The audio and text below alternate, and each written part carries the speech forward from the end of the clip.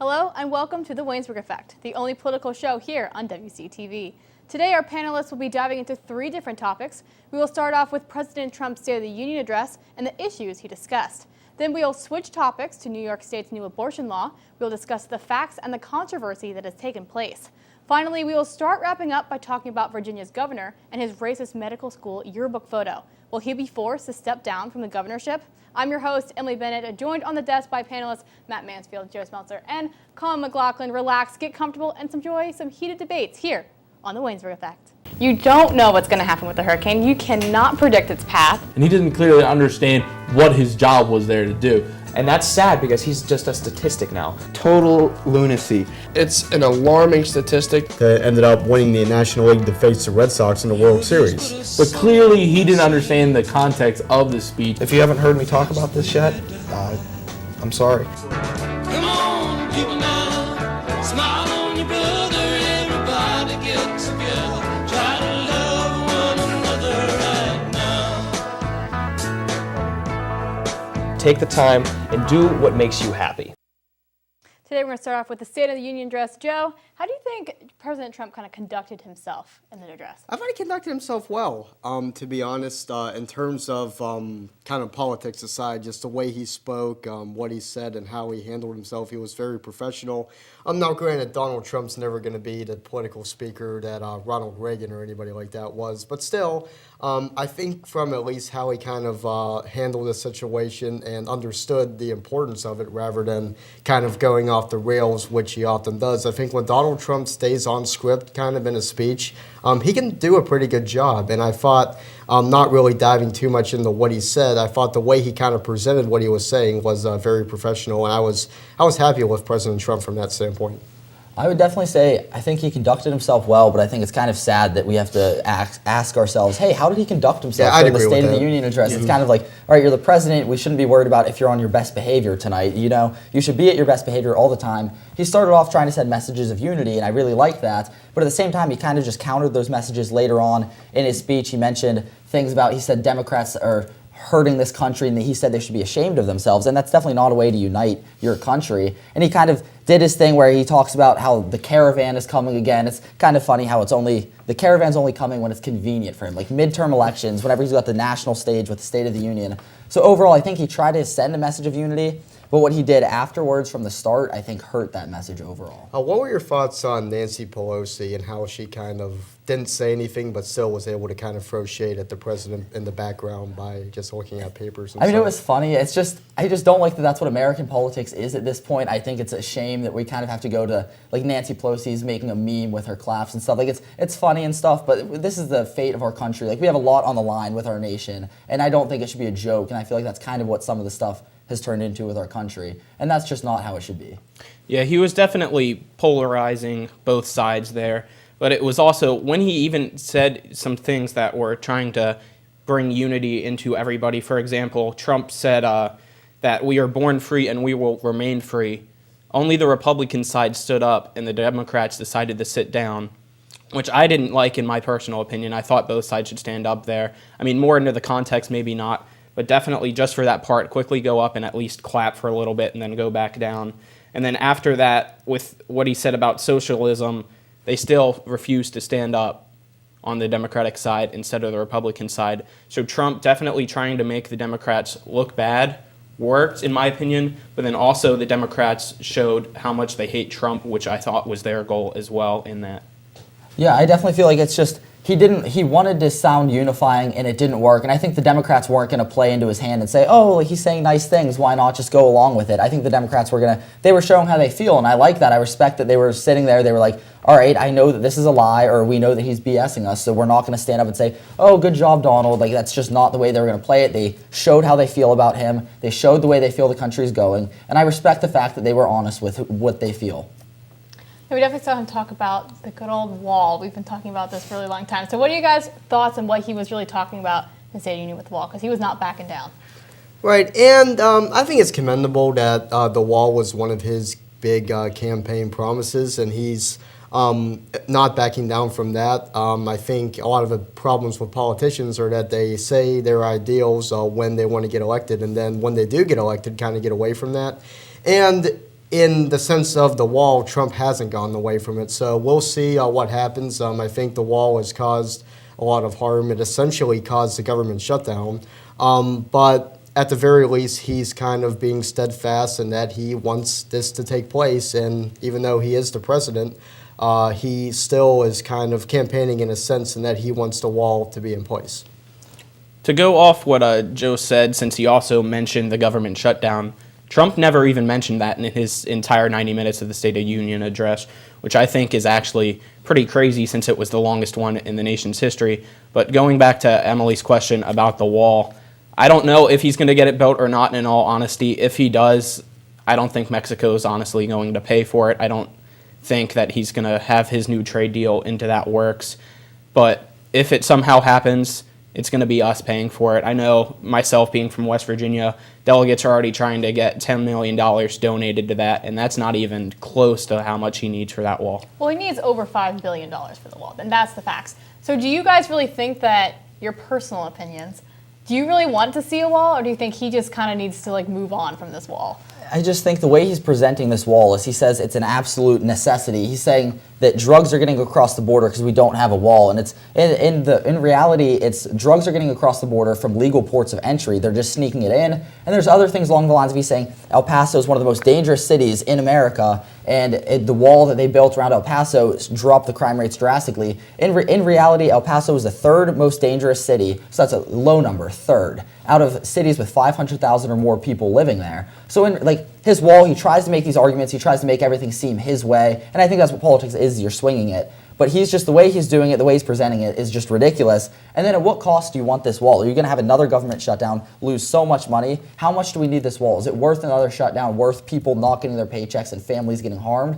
Is that really how much we want it? Do we need it that badly? Well, we're already in debt so much. Do we really need to be another $5 billion in debt for this wall that the drugs are still going to come across? We're still going to see that illegal immigration. What are your thoughts, Colin? I don't think... you go ahead first. Well, I mean, as you said, Emily, that $5 billion for the wall, that's just the minimum. So he wants more. He's not going to get more. But instead, what I think they should do is have more security there on the border. I went down to Arizona last semester. What they had there was checkpoints in some areas, and then right on the border, they had blimps with security cameras watching down. I think if they have more of that, it would definitely be less expensive and smarter for border protection. Matt, go ahead. He needs $5.7 billion to build 234 miles of wall, and that comes out to $24 million per mile. And that's just way too expensive to have security or to get what he wants. I just think the cost of this wall is absolutely not worth dealing with another shutdown, spending that much money on a wall. There's other ways to protect the border. You don't need a wall. I think that's more of just him trying to keep one campaign promise, and I just think it's ridiculous he's still fighting for that in 2019. Joe, do you have any final thoughts? Yeah, I definitely see where he's coming from with the wall. I think our immigration laws and how we handle them could be stronger compared to other countries. But at the same time, there's a lot that would have to go into putting that up. And I think if we do put up a wall, it's not going to solve the problems that Trump says it's going to solve. So it's caused the government shutdown. We're losing a lot based on that. And it would cost a great amount when, as you mentioned, Emily, we're already in a lot of debt as it is. So would it help? I think so in some regards, but is it worth it? I don't think it is. Well, thanks, guys, for your thoughts. But when we come back, we're going to dive into the very controversial New York abortion law. Stay tuned. You're watching The Buzz, your place for all things Waynesburg. I'm Lindsay Stinger, your campus news host. My name is Brian Bauer. I'm Andrew Sloboda, your entertainment host. My name is Corey Tretinik, and I'm here with this week's entertainment news.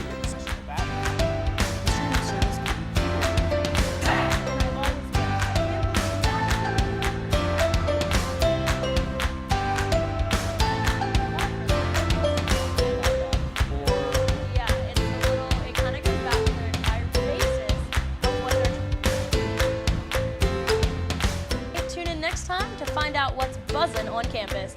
And remember, it's all of your beeswax. It's all of your beeswax. Remember, it's all of your beeswax. Welcome into another edition of Jagged Sports Weekly. The homecoming game against Carnegie Mellon. And finally, Hugh, we're starting to see this offense put together some drives and really... We kind of saw the offense just compile together and have a great showing. Chad Walker, 61 rushing yards and a touchdown. And the receivers, it just wasn't one main guy. It was Cole Booth, Jawan... 25-23 and 25-18. But perhaps the biggest takeaway in that match, all of whom had season highs. They only had one block in the entirety of the match. We run our best race at regionals, we can make it to nationals. Continuously see him. We saw him a couple weeks ago. Game-clinching interception for the football team. Welcome back to the Waynesburg Effect. Just a few weeks ago, a very controversial abortion law was passed in New York. Matt, kind of tell us the facts of this law. I think this law has been misunderstood. I see people were kind of outraged on social media about it, but I think the actual cold facts of this are that you need a doctor's approval to get the abortion. You can't just go around and say, oh, I'm going to get an abortion the day before your due date. That's not what it is. I think people are kind of assuming you can do that. That's not the case. It's mostly used for health issues. If the mother is going to be harmed or potentially die giving birth, she can get this. Or if the fetus isn't viable, there's cases like that they're going to allow this to happen. And it's mostly used for the women's health, and then again, there's complications in pregnancies that don't get detected until potentially the third trimester. And if those complications are detected, and you have to choose, and you're not going to allow someone to have an abortion, and that could potentially risk the mother's life, that's a huge issue. So I think people kind of misconstrued it, and they said, oh, people are just going to walk around and go by Planned Parenthood and say, I don't want this kid anymore the day before their due date, when that's not the case. It's mostly used for health reasons, and again, you need a doctor's approval, so you absolutely cannot just go around and get it whenever you want. And I think people don't understand that about the law. People definitely went crazy on social media. Everyone's like, oh my goodness. Literally, they thought that literally up to the due date, you could have the abortion. Even Trump, we just talked about Trump in the State of the Union. He said lawmakers in New York cheered with delight upon the passage of legislation that would allow a baby to be ripped from the mother's womb moments before birth. So obviously Trump is not exactly helping anything. I think people are hearing him say this stuff and this really go outrage. But yes, why the third trimester, like you said, sometimes it's not seen. But it comes down to this is controversial too, because sometimes doctors say, okay, the mother's not going to live. I'm going to bring up Tim Tebow here. His mom was actually advised to get an abortion because the doctor said she would not live. Tim Tebow's mom is still living to this day. She's very healthy. So sometimes doctors do not know. I'm a very pro-life person, so I have issues with some of these laws. Yes, there comes a time where an abortion needs to be thought about if it's like super, super dangerous to a woman's life, but that's very rare cases. We do have to realize that this is a very small percentage of what's actually happening here. But Colin, Joe, what are some of your thoughts about this law? When I first saw it and I kind of dove into it, Emily, I was of the mindset, like a lot of people, of how could this be okay with anybody. But then reading into the other side a little more, because I'm pro-life as well, it definitely does make sense, and I could see why they would pass it. But I still have an issue with a child being able to be aborted when he's practically alive, like before the due date. While you do need doctor's approval, as you mentioned, doctors can make mistakes, and they're human just like the rest of us, and I don't think doctor's approval should be a tell-all sign that the decision is correct. So I see where the other side is coming from and why the law was passed, but I'm still very much against it, and I hope it doesn't spread to states aside from New York. And also to go off that, if it's the doctor's approval, how much pressure is he going to be in to give that approval when somebody's wanting it because they feel like they're going to risk their lives? Even if that does happen, there was also a study of 200,000 American women, and it found that 8 years following their abortion, it had a 154% higher rate of suicide than women who decided to keep carrying their babies.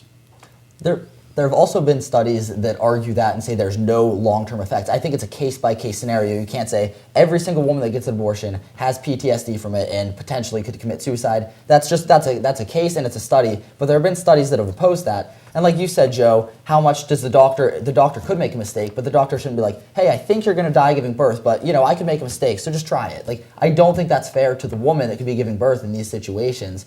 So I think that this law is a really good thing for New York. And again, I know there's a lot of controversy with it coming from D.C. Could they overturn Roe versus Wade? This protects New York women from that law being overturned, because no matter what happens with Roe versus Wade now, New York, that state, it's still going to be legal. It is, but like I say, doctors, they can be pressured into giving that consent, being like, oh, okay, there may be, you don't know what the probability of like a woman, it literally could be, if you give birth, you might have like a 5% chance of dying, and they can still abort their baby because of that. That's a very, very small chance. It could be kind of like that little, get a little hole, kind of like get through the cracks there with that. But the other thing that we're going to bring up here is there is no death penalty in the state of New York, but yet we have this law where that just starts kind of boggling my mind with some of the things that we can do, like killing these innocent children that maybe we should not be, like, and then there's no death penalty. So that kind of makes me kind of question this law even more with the no death penalty. So what are kind of like your thoughts on that? I think it's definitely a different, those are two different subjects though, and I understand the correlation. You say, all right, you can't kill a criminal, but you can abort a fetus. But those are two completely different topics. So I get trying to bring that into it and make it, because it's interesting to say like, all right, they're gonna let criminals live with no consequences for what they've done, other than jail, of course. But you know, like what I mean, you know what I mean there. But then you're gonna say an innocent fetus could get aborted just because the mother wants to, and I just think that's a good point, but I don't think it's necessarily fair, because I think the situations are very different for these cases. And again, like we said, these abortions late in terms, about 2% of abortions are taking place after 21 weeks. So it's not like this is this rampant issue in America where women are just getting abortions 22 weeks into their pregnancy. It's not that big of an issue, and it's usually because the mom or the fetus is at major risk. So I think people need to understand, yes, it's not necessarily fair, but at the same time, it's not fair to the mother to say, hey, you don't have a say in it, you just hope you make it. You know, that's not fair. And the death penalty point is great and all, but that's a completely different topic. To go off that, how you say it's not fair for the mother, it's also not fair for the child who has no say.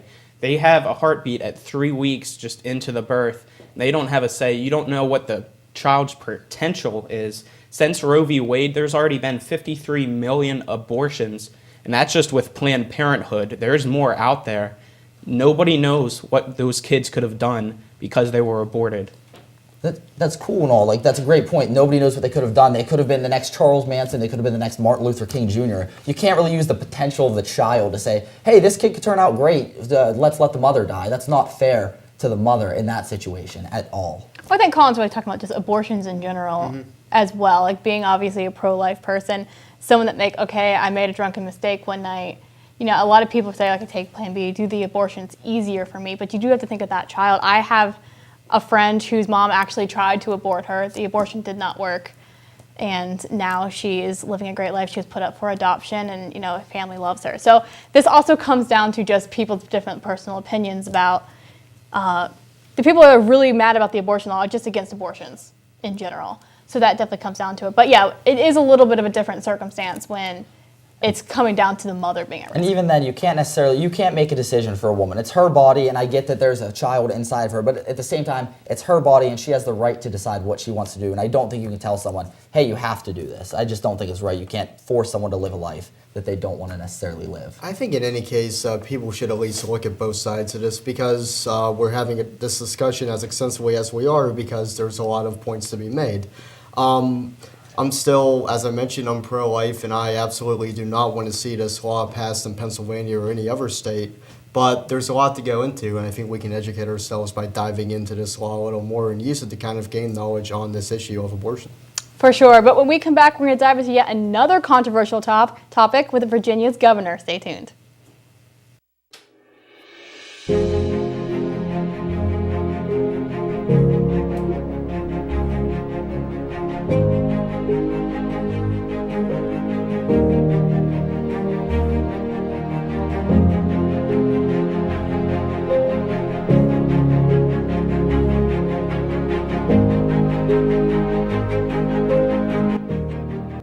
Welcome to Watch This. I'm Brennan Rossai. And I'm Chris Hulse.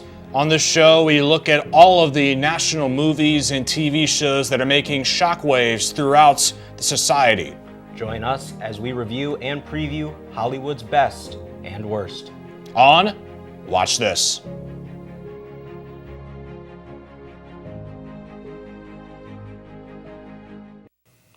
Welcome back to the Waynesburg Effect. Our final topic of discussion today will be Virginia's governor and his racist yearbook photo. Colin, do you think he should be forced to resign or not? Definitely he needs to resign, and immediately. I mean, just the picture, I saw it online. It's absurd. It's from his 1984 medical yearbook. That's 20 years after the Civil Rights Act already, and it's just ridiculous. He admitted that he was one of the people in the pictures at first, and then as soon as that happened, he's now denying that he was one of them. But he did say that he has put on blackface before, and that was to portray Michael Jackson, which also doesn't help his cause at all. Both of those things are absolutely absurd, especially for somebody in political office, and he needs to resign. And if he does resign, Democrat Justin Fairfax will take over, and he's not in a good spot right now either, with a sexual accusation going on against him by Vanessa Tyson that dates back to 2004 at the DNC. He was 25 years old. This is not like a dumb thing he did in high school. Everyone, when they're like 16 years old, when he put this face on, everyone kind of messes up. Not saying that it's okay in high school either. And also, this is in medical school. Can we just talk a little bit for a second, too? This is not like a college yearbook, high school yearbook. This is the medical school yearbook. I don't know. Obviously, a lot of people are forcing him to resign. But like him saying, like, oh, I kind of like messed up.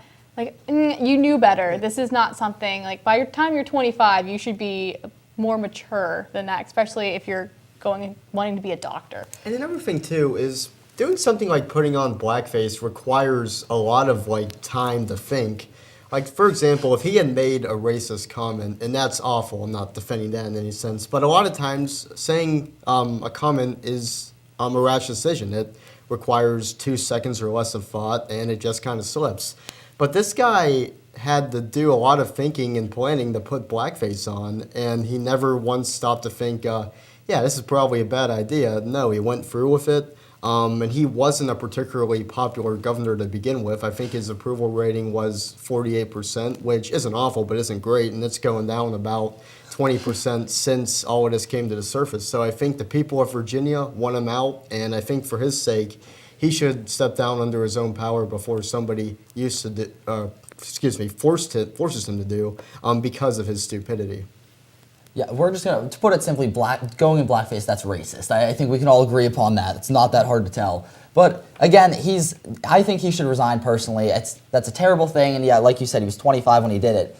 But then again, why is it that there's so many calls for him to resign? And then we've got a guy like Iowa Congressman Steve King. He's been racist before. He's mentioned comments about Muslims wanting to send all non-Muslims to hell. He's mentioned things like that. I don't hear Republicans or anybody, for that matter, calling out Steve King and saying, hey, you need to resign. President Trump and Brett Kavanaugh both have sexual assault accusations against them. And I know that people are saying, all right, those are lies and all. But at the same time, if you're gonna let people like that be in office, people that are getting accused of crimes, and you're going to say, all right, we'll give them a pass, and then Ralph Northam does this, and you say, no, he needs to resign. I don't necessarily see why there's a double standard. Why do the Democrats have to be the party of decency in this situation? They've already had Al Franken resign, and they're calling for Northam to resign, and now you have a guy like Steve King still in office, and there's no talk about him. He's been affiliated with neo-Nazis and white supremacy, but there's nothing about him, and I get it. What Northam did was wrong, but at the same time, people just have...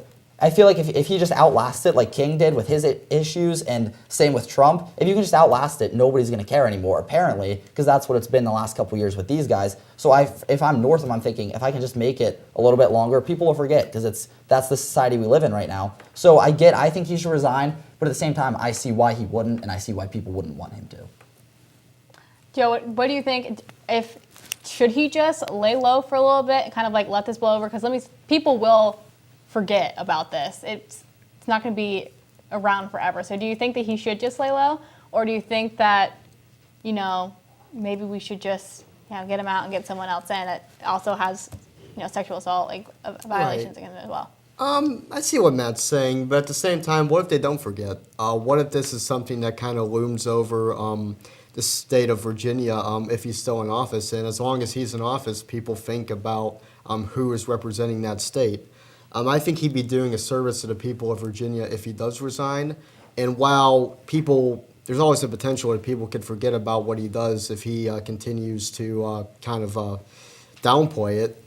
But at the same time they might not. So I think he'd be doing a service to the state of Virginia by leaving. And it's also, this whole thing is just an example of what we do when we're young could hurt us when we're older. And I don't think anybody on this panel has plans to run for political office, let alone be the governor of a state.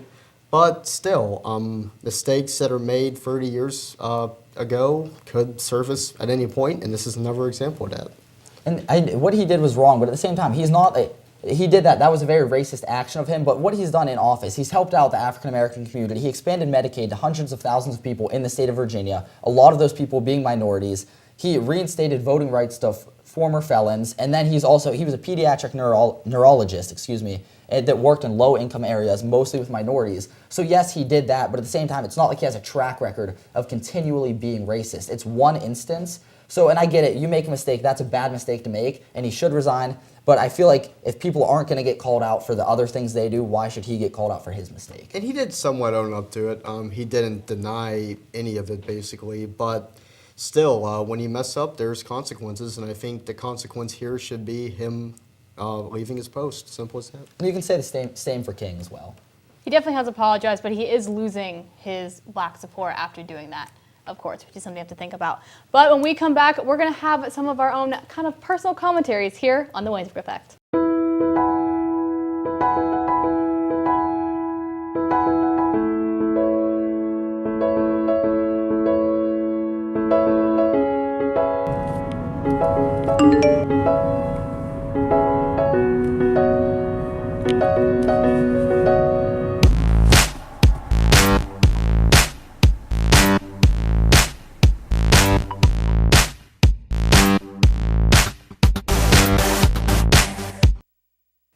We're back on the Waynesburg Effect, and to wrap things up today, we're going to talk about topics that get under our skin a little bit. Colin, you're up first.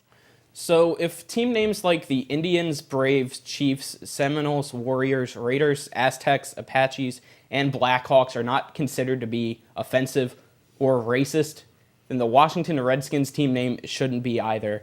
They've had over 1,000 NFL games, and the franchise does their best not to do anything offensive or demeaning to Native Americans at all. There's nothing offensive that they have ever done in over their 80 years of franchise history. People need to get over to the fact that the name's not going to change, the logo's not going to change, and if it somehow did change, how many billions of dollars would be lost, not only for the franchise, but for fans having to change everything as well. So hail to the Redskins and keep the name. Joe? What gets under my skin is the disrespect shown to Washington University basketball, or the University of Washington, whatever you want to call it. The Huskies are undefeated in Pac-12 play. I get that it's not a good conference, but because they play their games late and because they don't have the glamour that Duke or Tennessee has, they're not thought of as a team that can make noise in the NCAA tournament. This team plays tough defense. They can win in a tough environment, as they proved Thursday night when they beat Arizona on the road. So whenever the Huskies are on, especially if Bill Walton's calling the game, tune into ESPN and watch them, because this is a good basketball team and it's not getting enough recognition. I'm sure we've all heard the inspiring story of a late-round draft pick, former college quarterback, turned into NFL wide receiver who overcame a 4-game PED suspension at the beginning of this season to win Super Bowl MVP. It's actually so inspiring, and now people are making a case for him to be in the Hall of Fame, which is really funny because he's 238th all-time in career receiving yards. So if you really want Julian Edelman to get into the Hall of Fame, think, hey, maybe Jabbar Gaffney's got a good case, Dwayne Bowe has a great case as well. People honestly tell me that Calvin Johnson isn't a Hall of Fame wide receiver. And then you'll look me in the eyes and say, but hey, Julian Edelman's good. He's not even the best Patriots receiver in the last couple years. He's not as good as Wes Welker. All he is a second coming of Deion Branch.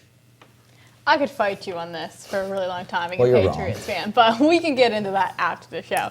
But I'm going to switch topics from sports to Valentine's Day. So there's a couple statistics here that I want to throw out.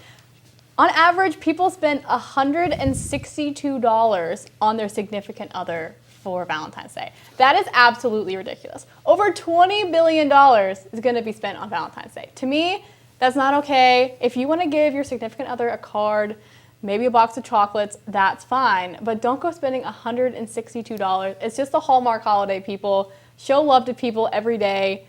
I could go on a rant about this forever, so I'm not going to let myself. But just show people they love them. You love them every day. Don't go out and be spending $162 just because it's Valentine's Day. just do on another random day. I don't have a significant other, so I won't be spending nothing. Show acts of kindness all year round, not just on Valentine's Day. That's what I'm going to say.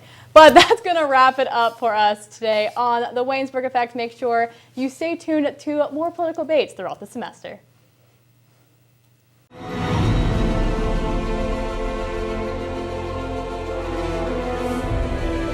This has been a production of Waynesburg Community Television.